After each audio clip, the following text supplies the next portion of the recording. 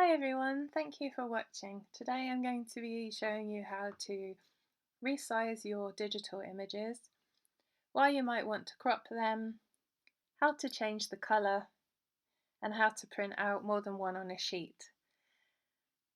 And I'm going to try and do this in a way that helps you if you are using a Mac or a PC and you don't have any specialist image software or Word or something like that to manipulate your images. And the way we're going to do this is using Google. Now, Google has something called Google Docs, which you can access using Google Drive.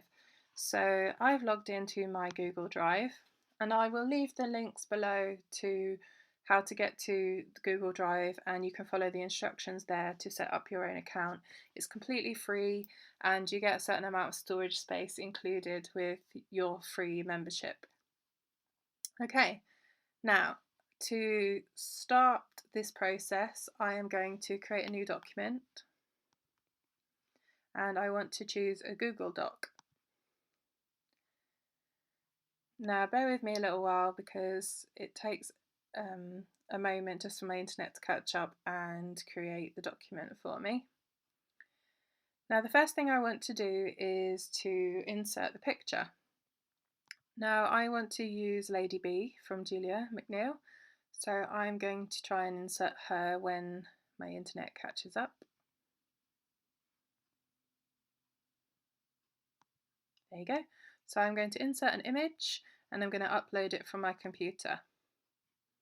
So I'm going to pick Lady B. I've just put her on my desktop for the sake of ease, but you would go and find her wherever you've saved her on your computer. Sometimes she shows up in the downloads folder. So I'm going to choose this one. Now that has inserted her into my document. So the first thing I'm going to show you is how to resize her, and this helps if you want to print out more than one picture per page. Say that 3 times fast. Or if you want to make her a different size just because the scale fits better for your project. So for example, at the moment she's filled up an A4 sheet of paper, which obviously is too big for a card.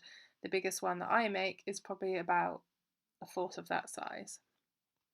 Okay, so to do that, if you hover your cursor over this square in the corner, you can drag it sort of down and to the left, and she will change size gradually depending on how much you drag. Now this reduces the size of everything, so Lady B herself plus the white space in the background. And this might be enough for you to just keep copying and pasting and printing one or more per page. So I'm just going to do copy and paste, and there you can see I've managed to fit 2 on, and I could do that again and fit 4 onto my page. But say you wanted to print out 4, but you wanted her to be just slightly bigger, and you see that that's pushed her down to the bottom. Now if I'm going to be die cutting her out with a shape die, I might want to leave the white space in the background because I want to have space to fit my die over the top and run her through my die cutting machine. So that might be a tag, or it might be an oval die or a circle die or a rectangle die. But if I know I'm going to be fussy cutting her out, I might think that I'd actually rather take some of that white space away so that I can fit more onto the page. So to do that, I would use the cropping function. Now the crop tool is this little funny, I don't even know how to explain what that symbol is, but that's the one you need. So you click on that one and it will bring up a grey border with these black corners inside, and I'm just going to drag the corner to roughly where I want to crop to, just to remove some of that white space. And you can see straight away that the document has pulled the other Lady B image up onto the same level because she now fits. So I'm going to remove some from this side as well, and I'm just going to be careful that I don't go over the edge of her dress or anything because I don't want to remove any of the detail, just the white space, like so. And then once I click out of that, it automatically saves it. So I can now go ahead and if I just delete this one quickly, I can copy and paste this one, and I can now get 3 to a row, and I've got enough room to fussy cut but not enough room to die cut around it. So that's the other option I wanted to share with you. Now the third thing I wanted to share is changing the colour of the image. And the reason you might want to do this is, say you had an image of a plant and you wanted the outline to be green so it looked more realistic when you coloured it in, or say you have say you want to do no line colouring, you might want to make it a really pale tone of grey or like a mushroomy brown colour, or say you have an inkjet printer.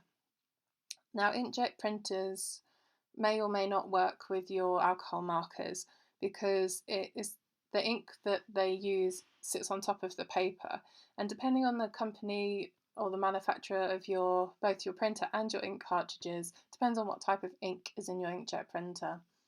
For some they have dye inks, others are pigments, and they can smudge when you use your alcohol markers. So to reduce that, if you have one of those printer brands that do smudge, you could try changing her to grey so that the smudges won't be as obvious as if they would be if they were black. Hopefully that makes sense to you. So I'm just going to show you how to do that now. So you click on the image that you want to recolour. If you wanted to do all of them, you should be able to select them all at the same time, she says. Oh, I did that then. Okay. And then you go to image. Nope, that didn't work. Okay, it looks like you have to do it one at a time. Sorry about that, guys. So select the image that you wanted to change. You click on this one here, image options, and then it'll bring up this little panel at the side. At the moment it's set to no recolor, and I'm going to choose a grayscale. So I'm going to pick this one, and you can see it's changed slightly but not very much. So I'm just going to increase the transparency and make her more grey. But just so you know, the more you go along the transparency scale, the more pixelated the image will become when you print it out. And this is because it's removing some of the pixels in the image to enable you to make it lighter. So I'm going to go with about that. It's good enough for me to see and to be able to colour with, and hopefully be less prone to being obviously smudged if I print out on an inkjet. Okay, so I'm just going to click off of that and close that, and now I have her in grayscale. So once you've finished doing your resizing, your cropping, and any colour changes that you want to do, the next thing you need to do is download this document so that you can print it out. Unfortunately, I've not found a way to print straight from the internet. Although there is a printer option, it doesn't seem to work. It automatically downloads it as a PDF, and you can see here what I meant about the pixelation once you start changing the colour. So if you don't have a PDF reader, you can get one for free on Adobe's website. If you just put Adobe PDF Reader into Google, it will take you to their website so you can download a free PDF reader. And then once you have it downloaded, you can print it out on your printer as normal. Where is my print option? There you go, at the bottom. And then I would just choose how many I wanted to print out. So say I wanted 2 per page, it would double it up. I can change the orientation. I can play around with anything I want in this section, and then just print it off. So that's all I really have to share on the printing and resizing. I thought I'd talk a little bit more about inks and why certain inks work with alcohol markers and why they don't. Obviously, if you're going to colour with coloured pencils, it doesn't really matter what type of printer you have. But if you want to use your alcohol markers, the best way to get guaranteed non-smudging results is to use a laser printer. And the reason why I say that is because laser printers have toner in them, which means that they the toner in the ink fuses with the paper. So when you go over it with your alcohol markers, it doesn't smudge because it's fused with that paper. Now, with inkjets, it can really vary whether it's a dye or a pigment based ink, and there are probably some other ink combinations that I am not aware of, but it really depends on the manufacturer of your printer, but more importantly, your ink cartridge.